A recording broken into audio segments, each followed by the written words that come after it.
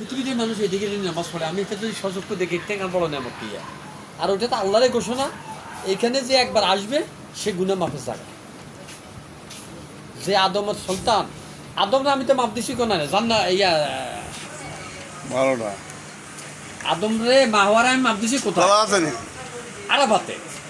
তো এই জন্য তিনিও আছে ইয়ে না একসাথে হইব ইনশাল্লাহ আলহামদুলিল্লাহ মাফের জায়গা। 70-এর উপরে নবী রাসূল ইয়ে মাপ পাইছে, যা চাইছে পাইছে, যা চাইছে তা পাইছে। তো আর আমরা পাবো না কিনবে কি চাইতো জানলেই পাইব। ইয়ার আমি অনেকের লগে আলাপ করি, সেইখানে কিছু উল্টাপাল্টা চলে দিয়ে লগে এগুলো আবার অন্য লাইনে যাই না। হিয়েন থেকে মন্তব্য করে হাজি লিখবো। আমি হজ করি যে ফালগি মাথার দেবো ওই তো হচ্ছে এগুলো লাগামো, যাইতে ভাই যাবি লই যাবো দুগা। আমি তো আর আগের মতন না, আমি আল্লাহ জমুক একে হাই হাই দিই কিয়া কনে আল্লাহ জমুক। হজ তো আপনার উপর ফরজ হয়েছে, হজ করছেন তো আল্লাহ লাগাইবেন কিনতেন, আল্লাহ কিনলে লাগাইবেন কমা লাগাইতেন না। এই বেমত হয়ে গেল নি আল্লাহ। বিশ্বাস করেন এই জানুন যেমন আপন যারা হুলুস জানে না তো কই আর আমি একটু থাকতেন না, কিনে থাকতো না হজ করতাম না। এখন বাইরে খালি দোয়া, ভাই হজ করতাম যাই দোয়া করি, হ্যাঁ ভাই হজ করতাম না, আমার দিল্লি থেকে লাগে যে অ্যাডভার্টাইজ আর আমার দ্বারা এটা হবে না।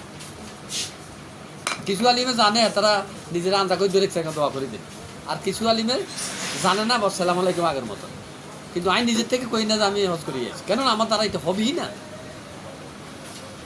কি গো আল্লাহ তো আমরা অনেকবার নিয়েছে, 11 হজ করছি, আল্লাহ সুবহানাহু তাআলা কবুল করছি, ওয়াইফের লগে বইয়ের লগে আবার তৌফিক দান করছে। আর এটা তো অ্যাডভার্টাইজের জিনিস না, এটা মালিকের ফসলা, মালিকের অর্ডার করছে।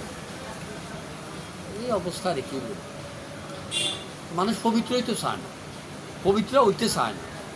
ও জায়গা যায় টিউশন খরচ করি হিয়েন তোনে নিয়ত করি এই অপবিত্র জীব। আপনার হজ আপনি বুঝুন কবুল হয়েছে না হয়েছে বলে কেমনে মামা পরিবর্তন হয়েছে। আপনি আগের মতন মিথ্যাটা করেননি, আপনার লেনদেনে কি আগে মিথ্যা কথা আগে লেনদেন আগের মতন খারাপ নেই, এবং আপনি সুদীর কাজ করার লগে জড়িত আছেন, এবং আপনার নমাজ আগে এই যেরকম পড়ছিলেন কি হিরুম নিয়ে পড়েন। তো এটা আপনি করতে ওনা আগের মতন নাই, আগের থেকে আরও নাম লাগাই দিয়েছি হাজি হন, আরও 2 নম্বর কাম বেলা করতে। হ্যাঁ তো বললে এটার পর আর কি আছে বুঝবো কেন? আমি আগে সুদের কোনো সম্পর্ক ছিল, এখন ছিল থাকবো না। আমি আগে একজন উপকার করছি, এখন উপকার আরও বাড়াবো। আমি আগে নমাজ যেমনি মনে করছি এমনি হচ্ছি, এখন আমি তো গুরুল্লা ছাড়া নমাজ পড়ুম।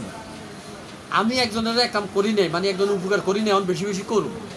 আমার যদি হাতে থাকে একজনের বিপদে পড়ছে, তবে তারা ওয়াদা করাই দিমু, কর্জা হাসানাত কোরআনে আছে, হাইলে একজনের কর্জা হাসানাতের জন্য কিছু দিমু, খাওয়ার মতন লোক হইলে ইয়ান আবারই জানালে দেন যাইত না। হ্যাঁ পর আবারই কইবা আপনি বেশি জমা জমিদারে কিছু নিয়ে নিয়েতেন না, তো এই দমকালা লোকের লোক দরকার নেই।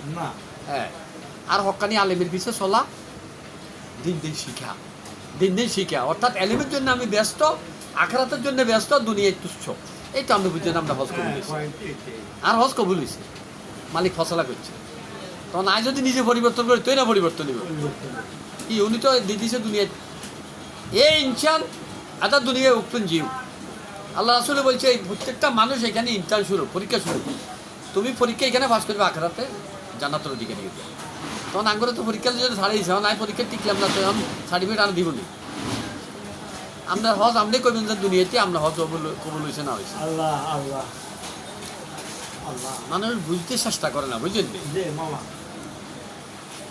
আমার এই দুনিয়া তো স্থায়ী নয়, স্থায়ী জায়গার জন্য আমি করতে হবে। আমি দৌলতের আশা করি। আবু বকর রাদিয়াল্লাহু আনহু বড় ব্যবসায়ী, ওমর রাদিয়াল্লাহু